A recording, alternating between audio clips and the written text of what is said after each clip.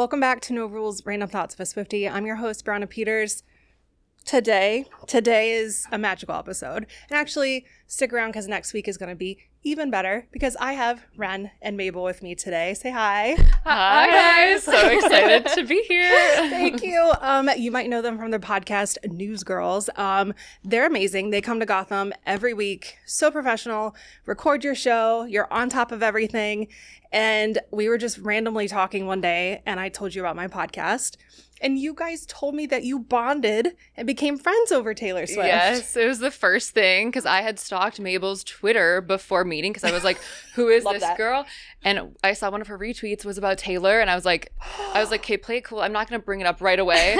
And then I was like, hi, I'm Wren. So you like Taylor Swift? It was like the first thing but then we knew we were like safe with each other. And that's like literally what catapulted then we became best friends. Yeah. I mean, honestly, when you find out someone's a Swiftie, you go, oh, I'm in good company. Yeah, exactly. Then we can talk forever. I'm cool. Yeah. Oh my gosh. Well, for once, you're not going to have to hear my random Taylor thoughts because Wren and Mabel came with their own random Taylor thoughts. We're going to go one at a time. So next week, we'll make sure that like Mabel gets a chance to go all through her idea. But for this week, we're going to start with Wren. I would love to hear your random Taylor Swift thought. Okay, so I don't know if this is a hot take or if people will agree. I really don't. But I think The Archer I'm so excited. is Taylor's most vulnerable song ever. So there's a lot. So we need to go through, the honorable mentions because there's a lot of vulnerable ones. But I just think nothing eclipses The Archer, especially the lines like, who could ever leave me, darling, but who could stay? So she's feeling unlovable. But we also see a bit of her ego. Like she's admitting she has an ego.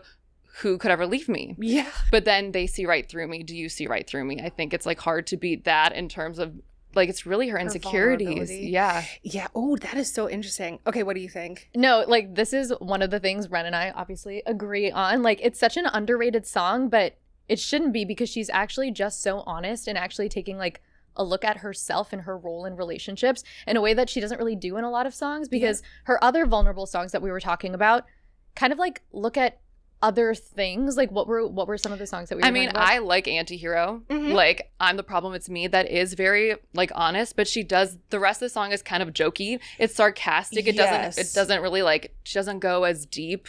Yeah, honestly. There's like an undertone of truth there, but she has little funny moments. Yes. Right. So that like takes you back up. Yes. Instead of like staying down and with her in The Archer.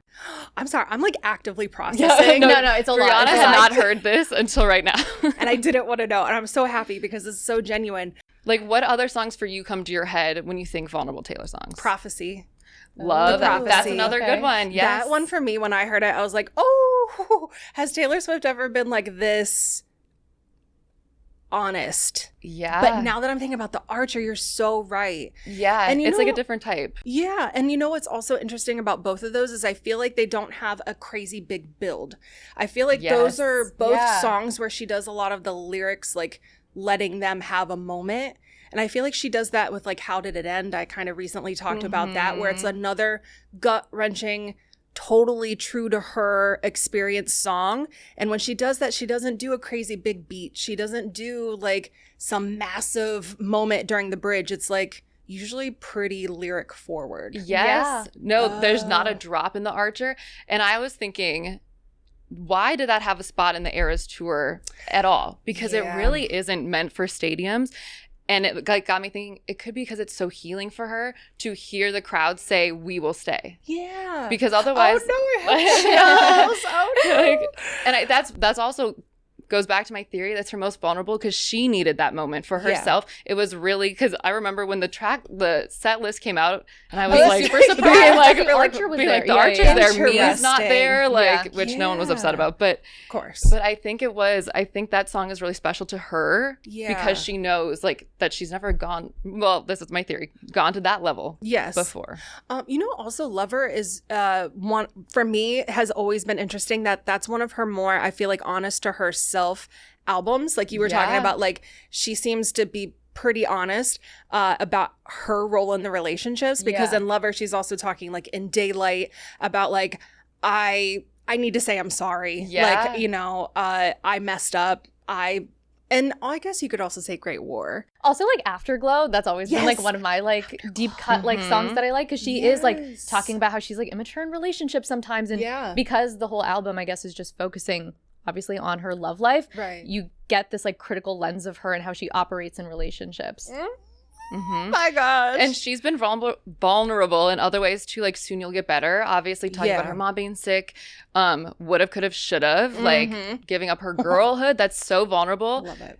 I don't want to like tear those apart, and why I think The Archer is more like personally vulnerable. Like it's easier to tell about someone else, or like how you've been wronged, or your regrets, but like the things that keep you up at night, like that it's like what haunts her. Yeah. And what she contributes to sometimes the downfall of relationships. Admitting accountability is so hard. Yeah. Oh, for sure. Especially for her. She's on a pedestal. She's in front of everybody on the world stage. Yeah. Everybody feels like they have a right to comment on her and her life. Yeah. So for her to willingly put out that in a song, in a lyric. Like her deepest, darkest fear. Like, that's crazy. Yeah. Oh my gosh. Yeah, I guess I never really thought about, I know The Archer is so true to her journey, but I guess I never really thought about how intense, and like your whole take on this is so interesting. Do you like the song? I love it. I mean, honestly, I do feel bad. Sometimes I kind of forget about Lover as an album, and it's not in a bad way. It's just, I definitely have my favorites, one, but then there's certain things that really stick out to me with certain albums. And for some reason, sometimes Lover just kind of takes a backseat to like a Midnights or a Rep or something. No, it does. I think it's considered her flop era. Oh, that's like, I hate when I do not agree with it. I'm not saying that myself. Yes, no, I'm a huge Lover fan, so it's sad to see. Lover. Yeah. But it was like, it's definitely like commercially it was her flop era until Cruel Summer kind of redeemed it last year or 2 years ago when it isn't that so funny? Was number one. I know. It became like huge. I mean, and it should have never existed. I'm thinking this is definitely not a hot take. It should have been Cruel Summer was the first single. And then I think maybe the Lover would have never been a flop era, and we would have just thought of it this like dominant force. But like the branding was also, I've heard people say, heavy-handed. Sure. It was very like, now I'm like, there's a rainbow flag, and there's like very colorful, and it like all the things that make me, which I love. And I think it was so true to her. But if you weren't following her journey and like how Reputation was at a dark time, and then she fell in love, and now this is her from the outside, the branding shift was so dramatic. 100%. I've heard people say it felt forced. Yeah, I could definitely see that. And also, it's got to be so hard to think about, like, 1989 was so game-changing pop.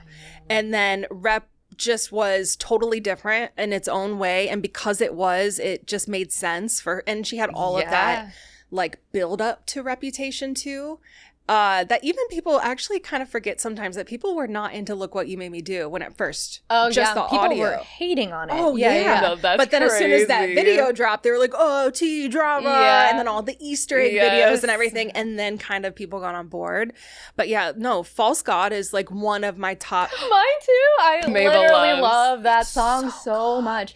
Yeah. So good. I And think Afterglow, yes. That's a good one. Yes, and I think it's just also like Lover, I think people see it as like a one-dimensional album just because it's like her being like happy and in love, and there's pink like hearts and everything. Yeah. But then when you like look at some of her more vulnerable songs like The Archer, Afterglow, like that's when you see that there's so much more to the album. Like you don't have to peel back the layers of a lot of other albums to see that there's a lot more to it, but you kind of have to with Lover. Oh my gosh. Isn't it so funny that like Rep was coded as like this dark album and everything, but it's very romantic, and there's a lot of great songs about that kind of falling in love. And then Lover was branded as this like pink bubblegum love moment, but then it's like a lot of anxiety and a lot of those like truth-telling moments of your deepest fears and insecurities like coming to play out in a relationship and potentially like ruining something that you need and love so much. Totally. Yes. So it's so interesting that like it really does have those layers to it. But if you look for it. Yes. Like I remember, do you remember like before Lover came out, Taylor did an interview, and the interviewer was like, what are the new songs like? And she goes, they're sad. And then when we were talking about, we're like, oh my gosh, we're back to the deep cuts. And then Lover came out, and on first listen, we were like, what is she talking about? What was she talking about? Yeah, Sad? literally. No, they weren't. But then, if you do peel back the layers and you look at what she's actually talking about, it is sad stuff. No, it really is. So The Archer, so I'm trying to remember like some of the lyrics in there. I mean, you said that like cut off my nose just to spite my face. Yeah. Like that's a huge one for sure. I'm trying to think of what other like really deep cut moments she has in there that like speaks to I hate my reflection, but the one that gets me is always the who could ever leave me, but who could stay. That always gets me too. Yeah. Honestly, and I also think about like that is such a power move to say that. I Because she's like, know. I'm literally Taylor Swift. Like, who's gonna leave me? Yep. Literally. Who would leave me? But then it's like, honestly, who could deal with all Well, of that's this? why Yeah. it feels very like honest too. It's not her Yeah. just like victimizing herself, being like, oh, like everyone leaves me. It's like, who would leave me? I'm Yeah, Taylor Swift, but also literally. like I'm like a very difficult person in a lot of these ways. So it feels honest because again, Yes. there's dimension there. Oh my gosh, The Archer. Okay, everybody go listen to The Archer Listen real to quick. The Archer. Yeah, and then come back and then maybe listen again to Yeah, this and episode. if you have a different take on what is her most vulnerable song, like Yeah. I would love to hear it. Oh, 100%. I'll definitely link everybody's like stuff so we can talk in the comments too Yes, of this let us know. episode, because that is so interesting to me that like, because I feel like the prophecy is one of those things where it's just like, that is so true to her journey. I get it. And I talk about this a lot. And one of the things I love about Taylor Swift is that she's able to conceptualize like a topic and one, make it into a song. How cool is that? Yeah. That's Yes. a talent right there. Yeah. But like, she is always able to find a way to make it true to her journey, but then kind of be vague enough to have you feel like you could put yourself into it. Yes. Totally. Like, how could you be the It's biggest pop star in the universal. world without being able to have that ability, right? Like, that's Right. why so many people love her. So it always like blows my mind when I think about the prophecy, because I'm just like, wow, she really said things that were so true for her journey. But yet we're all able to kind of see that sometimes. And it doesn't always have to be about relationships. It could be your career. It could be, you know, your family, where you just always are feeling like, man, I'm just never going to get that thing that I really want. It's not Yeah. written in the stars for me. Yes. I need to listen to the prophecy again. Like it's kind of like a skip song for Oh, me, oh, but like okay, I want to yeah. listen because like you're obviously a huge Swiftie. I need to listen sure. to it again and For think sure. about it. And I'm so appreciative that you say that, because I feel like sometimes Swifties are scared to say what are skip songs for them. But like, babes, we all have our skip songs. Oh, have our skip are you songs, ready? False God is a skip song for me. Mabel's known this.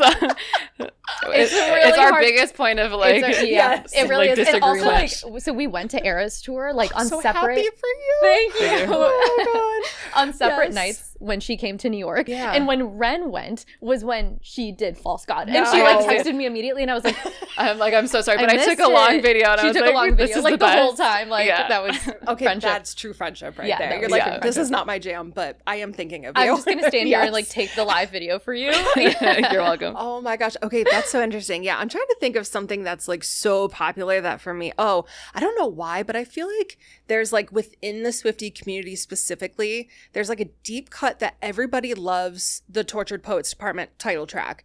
I do not like that song.